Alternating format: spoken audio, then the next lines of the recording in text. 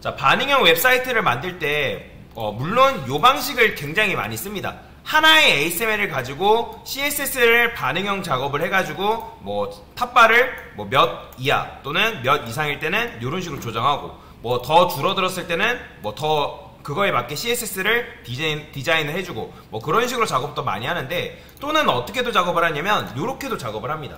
만약에 탑바가 있으면 탑바를 2개를 만드는 거예요. 2개.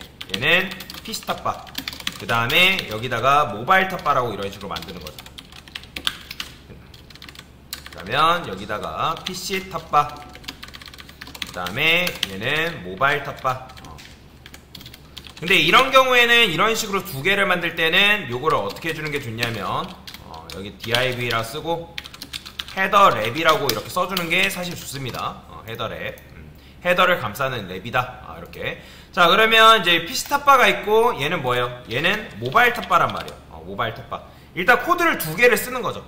그러면 2개를 써놓으면 우리가 PC 탑바에 맞는 디자인이 있을 거고, 그 다음에 모바일 탑바에 맞는 디자인이 있을 수도 있단 말이에요. 뭐 예를 들어서 얘는 50픽셀이고, 그 다음에 뭐 색상은 이런 식으로 AF 이렇게 가져가야 된대요. 예를 들어서 이렇게.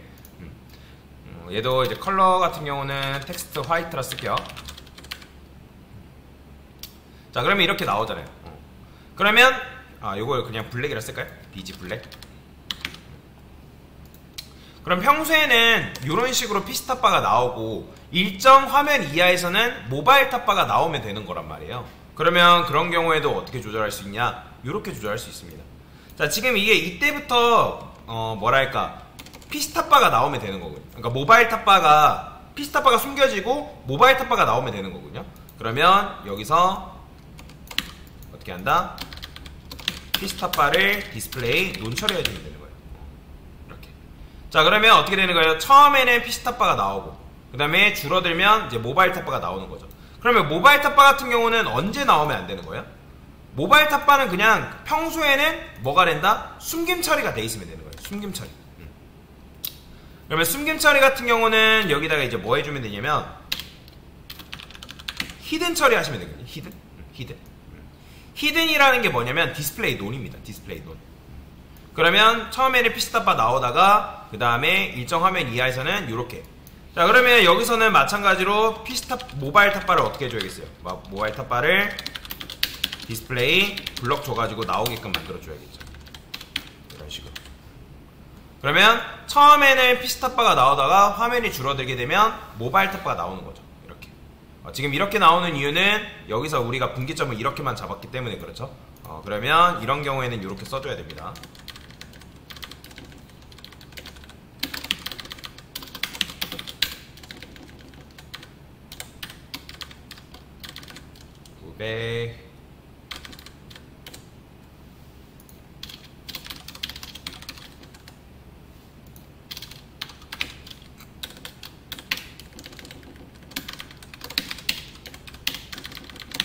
이런 식으로 써주면 되겠죠.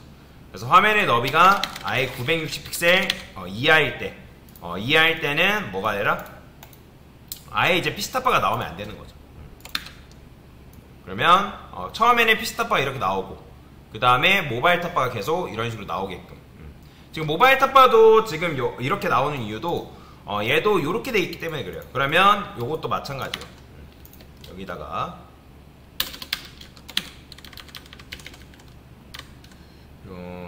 960픽셀 이하일 때니까 이렇게 써주는 게 나을까?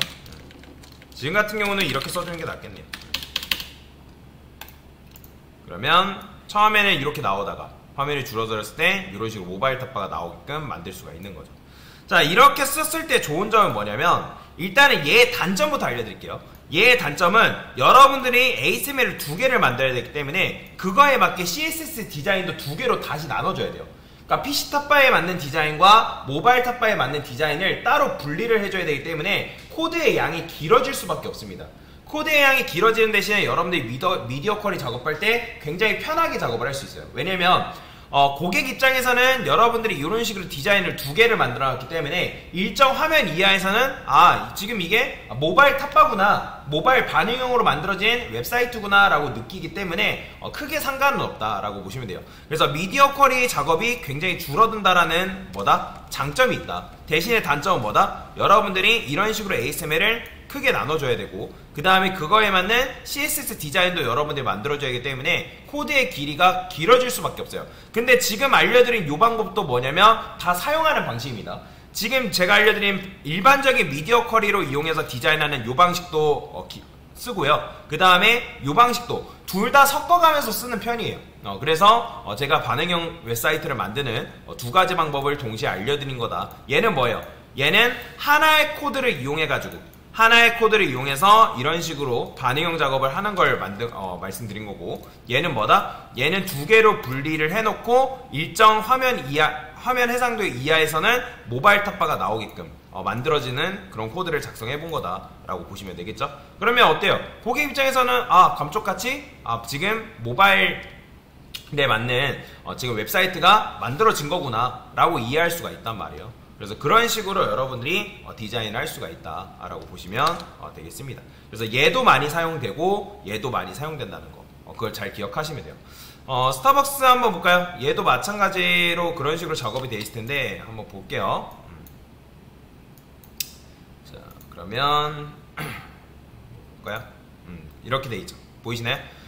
지금 얘네들 같은 경우는 어떻게 했냐면 이미지를 두 개를 썼어요. 그래서 이미지를 두 개를 쓴 이유가 뭘까요? 자, 여기 보면 PC 드링크랑 M 드링크라는 거 뭐예요? 얘는 PC에서 나와야 되는 음료수 모양 이미지고, 얘는 모바일에서 나와야 되는 음료수 모양이기 때문에 실제로 여러분들 요거 클릭해서 요거 들어가 보고, 그 다음에 얘 들어가 보면 얘는 모바일에서 사용하는 이미지고 얘는 PC에서 사용하는 이미지예요. 그래서 이미지도 마찬가지로 두 개로 만들어 놓고 어떻게 되는 거예요?